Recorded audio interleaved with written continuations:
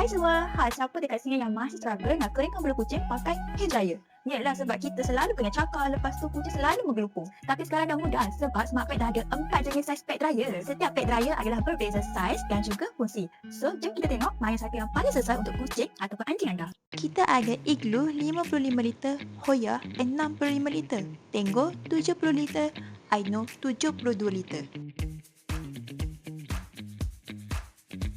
Okey, ni Mochi, kucing kecil comel kita. So, kita akan tunjuk saiz sebenar bila Mochi masuk dalam setiap model. Untuk Igloo, ia lebih compact dan sesuai untuk anak kucing atau small breed dog.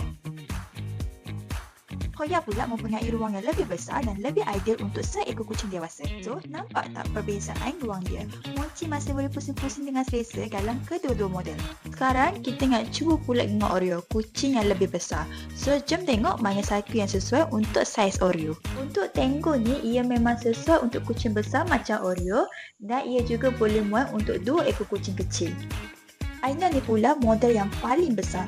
So, kalau anda ada kucing multiple cats atau small dog, so ini adalah pilihan yang terbaik. Setiap model ada sistem kipas dan saluran udara tersendiri. Macam Igloo dan Hoya ni, ia menggunakan fan di belakang untuk airflow yang sekata. Manakala Tango dan Aina ni mempunyai door fan, sistem untuk pengeringan lebih cepat dan suhu lebih stabil. Semua Smart Pad pad dryer ni direka dengan low noise design supaya kucing anda kekal tenang, selesa sepanjang proses pengeringan.